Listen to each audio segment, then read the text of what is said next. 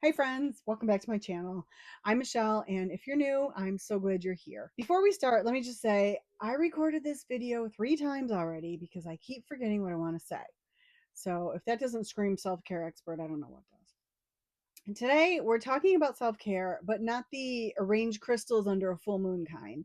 We're talking about the I remembered to drink something that wasn't coffee today kind, the real stuff. Because honestly, most of us out here are just trying to not have a breakdown in the Target parking lot. And if that's you, welcome. You're in the right place. This is a judgment-free zone for people who are doing their best, which sometimes means doing the absolute bare minimum. So let's get into the beautiful disaster that is self-care.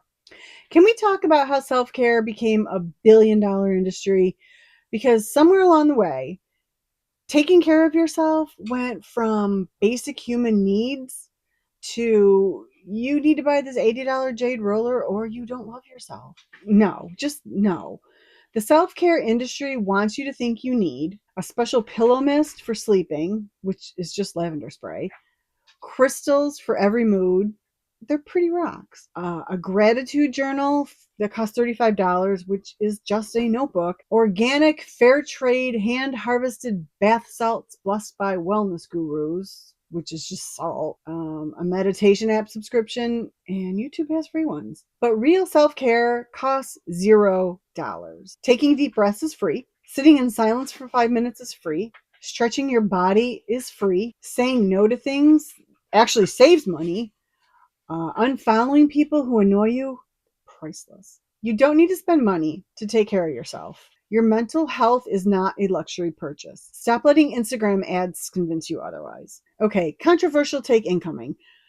Sometimes what you call self-care Sunday is actually just avoidance. And we've all done it. Something's bothering us. Maybe it's work stress, relationship issues, or just the general existential dread of being alive. And instead of addressing it, we're like, I'll just do a face mask and everything will be fine. Listen, I love a good face mask as much as the next person, but let's be real. Smearing green goop on your face is not a substitute for actual mental health care. Real self-care sometimes means having difficult conversations, setting boundaries that make people uncomfortable, actually going to therapy, dealing with problems instead of temporarily escaping them, acknowledging your feelings instead of bubble bathing them away. Face masks are great, but they're band-aids, not solutions. If you're constantly stressed, anxious, or unhappy, you might need more than a spa day, and that's okay. There's no shame in getting actual help. Self-care isn't just about feeling good in the moment. Sometimes it's about doing hard things that help you feel better in the long run. Revolutionary, I know.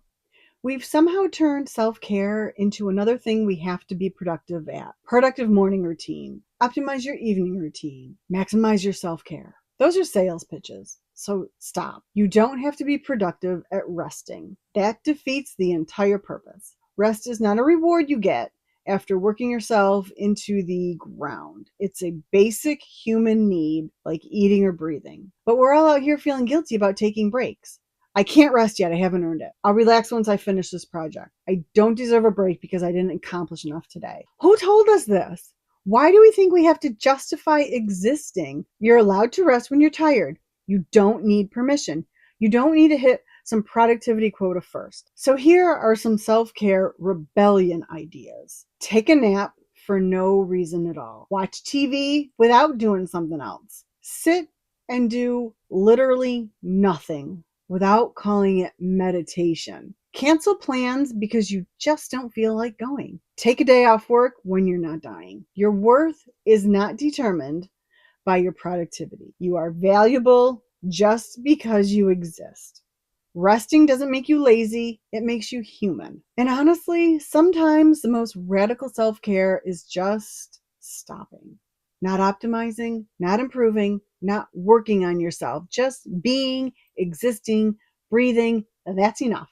Let's talk about social media for a minute because it is destroying our perception of self-care.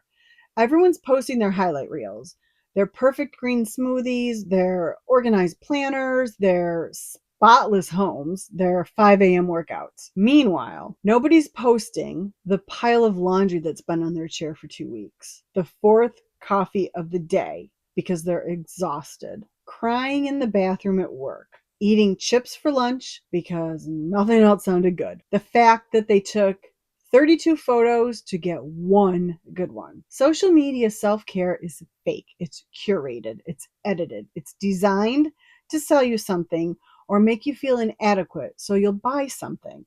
And here's the thing, I'm guilty of it too. Even this video is edited. You don't see the 3 times I messed up. You don't see me sitting here in my rattiest sweatpants with questionable hair. Real self-care social media strategy would be to unfollow everyone who makes you feel bad about yourself.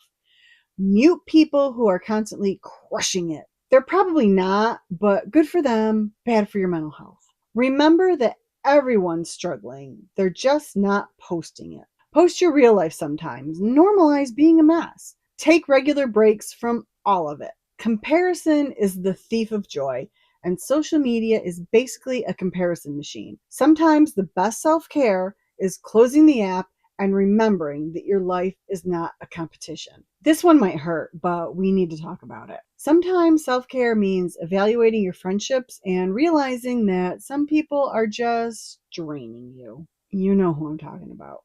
That one friend who only calls when they need something, the one who turns every conversation back to themselves, the person who's always in crisis and never takes your advice, the friend who makes subtle digs disguised as jokes. Here's what nobody tells you. It's okay to outgrow people. It's okay to distance yourself from relationships that don't serve you. It's okay to have friends you only see twice a year. It's okay to let relationships fade. Not every friendship needs to last forever.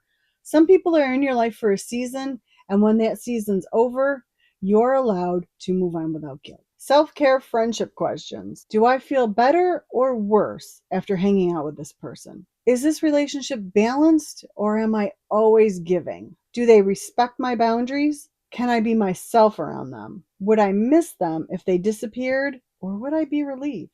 Look, this doesn't mean you have to dramatically blow up friendships or have big confrontations. Sometimes you just slow fade. You get busy, you're less available, you prioritize other relationships, and that's fine. Your energy is limited. Spend it on people who actually add value to your life. Everyone else, they can have the distant acquaintance treatment. Self-care is protecting your peace, even if it means disappointing people, even if it means being seen as the bad guy. Your mental health matters more than maintaining relationships that drain you. Self-care is giving yourself permission to be bad at things, to do things inefficiently, to waste time on activities that serve no purpose other than making you happy. Your life doesn't have to be optimized. You're allowed to be inefficient. You're allowed to do things that have no return on investment except joy. All right, here's the thing that the wellness industry doesn't want you to know. Self-care looks different for everyone, and what works for someone else might be your personal nightmare. Some people recharge by being social. Other people, me, need to be alone in a dark room for several hours to recover from human interaction. And both are valid. Some people love early mornings. Some people are night owls. Some people need routine, and some people thrive in chaos. Some people find cleaning therapeutic, and some people would rather set themselves on fire than organize a closet. Stop forcing yourself to do self-care that doesn't actually help you just because someone on the internet said it's what you're supposed to do. If meditation makes you more anxious because sitting with your thoughts is torture, then don't meditate. If yoga makes you feel stupid, skip it.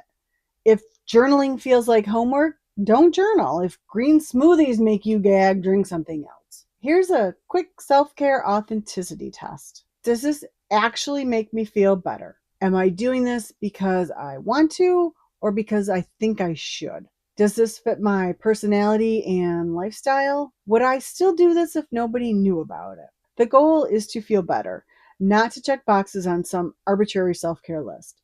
You're not failing at self-care if you don't do the trendy things. You're succeeding if you find what actually works for you. And sometimes what works for you is weird. Maybe your self-care is reorganizing your bookshelf at midnight. Maybe it's watching true crime documentaries. Maybe it's sitting in your car in silence for 10 minutes before going inside. Maybe it's talking to your plants. Who cares? If it helps, it helps. Stop comparing your self care to anyone else's. This is not a competition.